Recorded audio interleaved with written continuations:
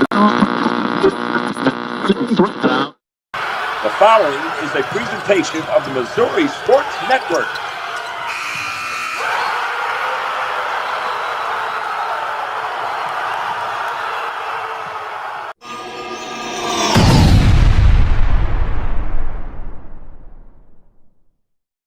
Hello again, everybody, and welcome back here to Missouri Milestones, the podcast. It's season 1, episode 27 here on November the 20th.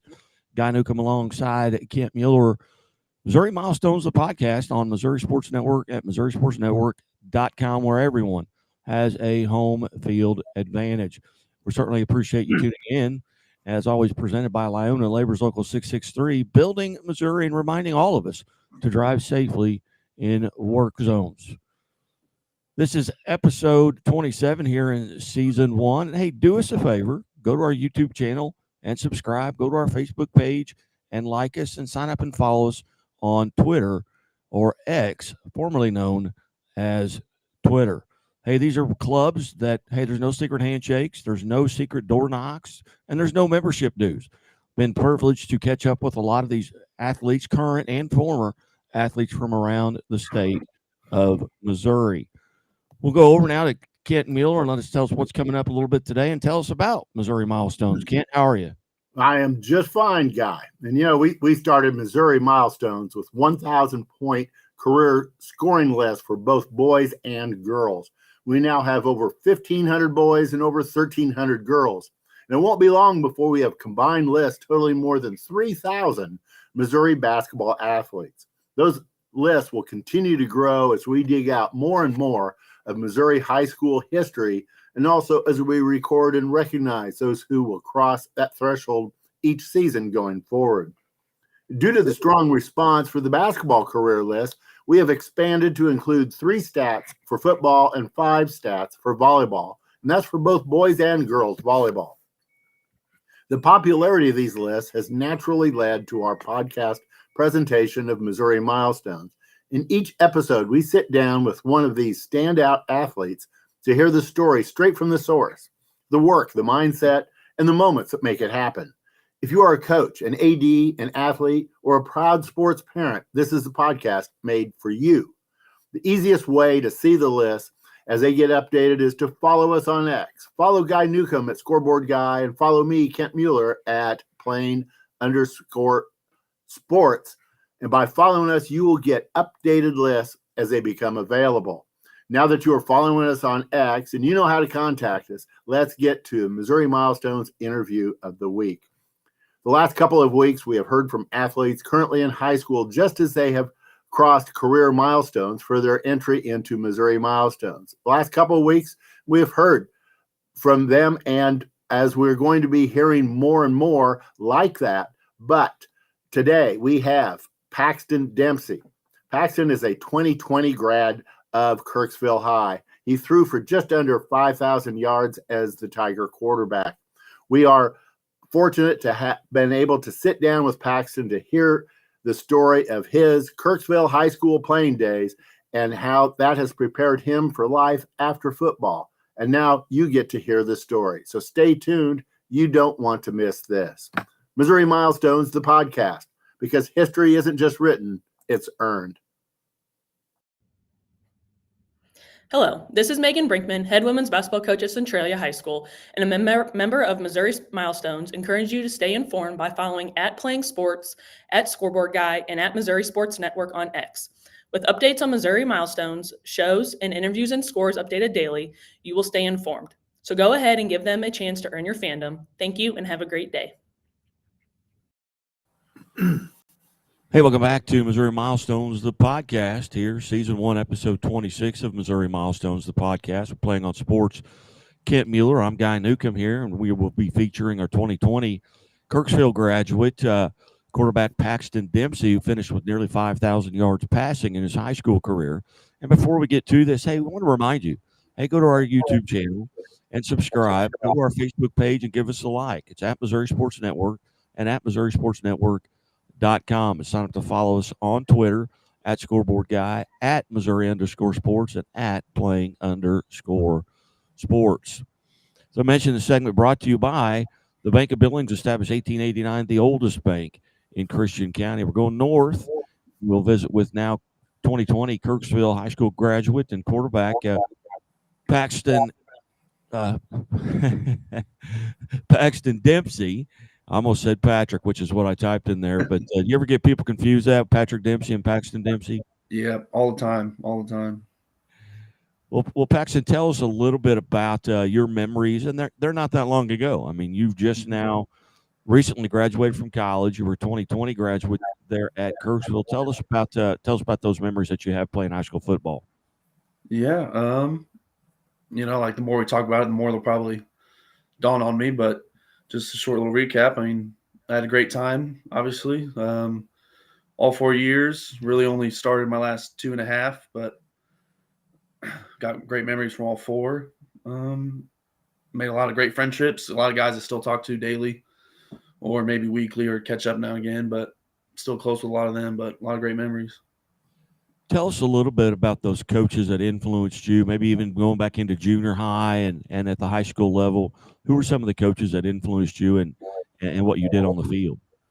Yeah, I feel like I've been very lucky through my middle school and high school days where I had great coaches across all sports. The few that come off the top of my head are Coach Tyler Martin, Cody Tate, Derek Allen, and Brad Speak were my 4 basketball coaches. And Brad Speak was actually with me for 2 years in middle school football as well as coaching high school football. I think they did a great job, just shaping who I am, not only as a player, but also as a man. A big one too was Coach Conrad Schottel. His 4 years of head coaching at Kirksville kind of lined up with my 4 years there. So his first year was my freshman year, and his last year was my senior year. I was very fortunate that he actually played quarterback at Truman, and so I got to kind of learn, even in high school, just how to play the position at a high level and kind of how to think the game before actually stepping foot on the field. Now, Paxton, you were kind of maybe in the middle of that kind of single sport or specialization. Did you play more than one sport in high school? You mentioned your basketball coaches. Did you play more than one sport in high school? Yeah, I played basketball and football for all 4 years, and then played baseball my junior year and was going to play senior year, but that was when COVID-19 came around and kind of ruined some stuff that spring of 2020. Yeah. What benefits did that have on you as at being a multi-sport athlete in the sport of football? I think just staying in shape kind of year round, but also just using different body parts. Obviously, like playing quarterback, didn't really, I wasn't really a run heavy guy or didn't really have to do much mobility wise, but, basketball defensively or fielding a ground ball, there's a lot of lateral movement and footwork that goes into, making a spin move in basketball or turning two in baseball. And I feel like those things just kind of seamlessly like transition into football. As you look back, and obviously those memories are much more familiar to you than, we got to interview Jimmy Gummersbach, who graduated from CBC High School in 1963, and that's probably before your parents were born. Yeah. But, those memories being more fresh in your mind, what are some of those memories that really stand out to you that you'd like to relive again? Yeah. There's always like big games here and there. The feeling of triumph and victory at the end is always a great feeling, but some of the ones that just come fresh off my mind is, after big wins and bus ride home, just like those memories that you make with your friends. We just blast music and singing along and just being excited and kind of miss those moments. And Paxton, if you could get in a time machine and go back to that Paxton Dempsey as an 8th grader or even a 7th grader and give yourself some advice based on what you know now after playing 4 years of high school, playing at the college level, what advice would you go back and give that young man based on what you know right now? Well, I'll probably go with the cliche answer, at least a little bit of just, enjoy it. It does go by quick. But also just kind of hone in on like what you love. Like, don't just do something because you think that's what you're supposed to do or what outside voices tell you that you need to do or have to do, but really just follow what makes you happy and what gives you that drive in your life, And obviously, your family's had a role in this. Your mom's kind of been your agent here over the past few days with us, making sure we get this set up right. But tell us a little bit about that role that your family played. Yeah, both my parents are great athletes. Had two brothers; they're athletes as well. Both my parents played collegiate sports. And one of my mom's favorite sayings growing up is she always used, sports metaphors. Is whenever so I'm the middle child, so my older brother Nolan, me were born. He's like, yeah, my parents could always play man-to-man defense when there's just two of us. Like, and then once little brother Camden came along, now there's three. He's like, okay, we kind of got to switch to zone defense, and sometimes you got to take on two instead of just one. But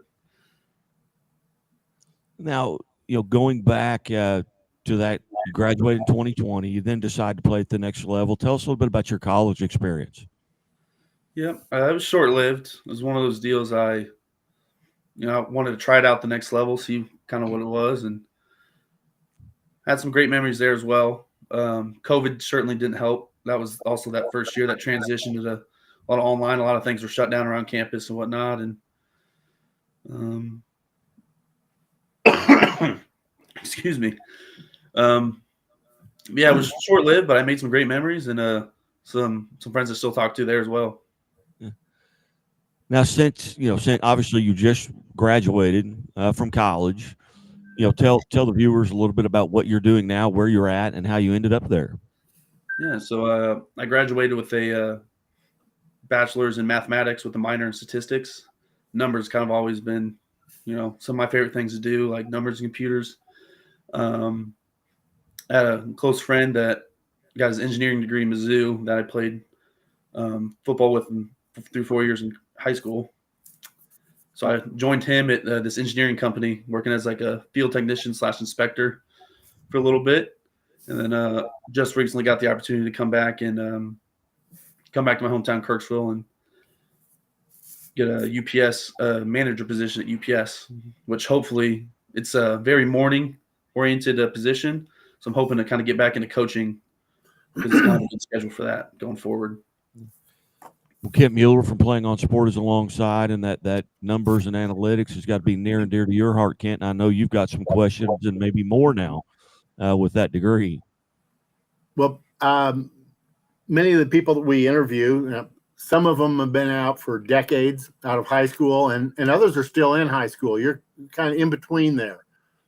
5 years out of high school, out of college. You've been away from home a little bit. Now you're moving back to Kirksville.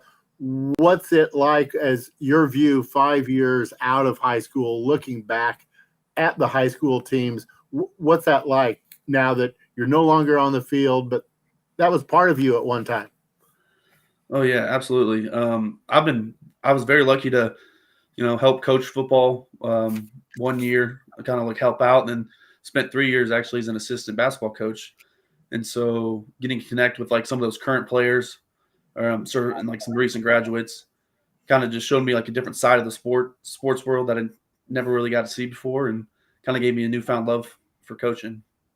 So it's been nice to connect with some of those current players and see them succeed on and off the field as well. Well, that's terrific. Mentorship is a big deal out of high school sports, and is so much better for the athletes when that's there. What would you say is your experiences in football, the leadership, the position that you played, and playing for those 2.5 years and accumulating those yards, working with your teammates? How's that prepared you? How do you see that reflecting in what you're doing professionally now? Yeah, I think leadership is a big one. Obviously, playing the quarterback position, you kind of have to know what all other 10 guys on the field are doing, and honestly need to know what the 11 guys on defense are doing as well. I think like being vocal was kind of a big growing point for me in high school. Not only being vocal, but also like kind of realizing when you need to be vocal like positively and be vocal negatively, and is when you need to kind of get on some guys and be a little more harsh and get the best out of them. How would you describe your style of play back then? You have the primary runners, you have the primary passers, you have the drop back passers, a run pass option. What category did you fall in? Definitely a drop back passer, with kind of sprinkling in a few read options here and there, and a maybe a quarterback sneak, but no, definitely like 95% drop back and kind of relying on my brain more than my athletic ability. Who is the receiver you found most often? It's probably a tie between Noah Copeland and Tanner Lane. Both those guys were kind of the tight end wide receiver hybrids. Like them in the slot, kind of getting mismatches on either linebackers or safeties, and it helped. They were both 6'3", 6'4", and big, great hands. So definitely those two. So good targets. Yep. Oh yeah. Well, outstanding. Well, Paxton, we greatly appreciate you being generous with your time here with us this morning on Missouri Milestones, the podcast. Thank you for having me. You bet. And again, anyone can go and visit this list. If you go to @ScoreboardGuy on Twitter, it's pinned at the top where you can look at all the basketball numbers, the football numbers, the volleyball numbers, and we'll be adding to those. But we're approaching probably 5,000 or 6,000 names now on that list, and with all the sports that we've included and it's being added to daily. And again, I encourage you, go to Missouri Sports Network on YouTube and subscribe, and that way anytime that any of these interviews come out, you will automatically, but they'll be sent right to your phone, and you don't have to watch them, but some of them you may want to watch. So go to that. We encourage listeners and the viewers to do that, and go to Missouri Sports Network on Facebook and give us a like and follow us on Twitter, and you will be the smartest fan in the stands. And here, as always, the Missouri State Highway Patrol reminds us to take that 3 seconds and buckle up. It's 3 seconds that could save your life. Be safe, be smart, and be here tomorrow.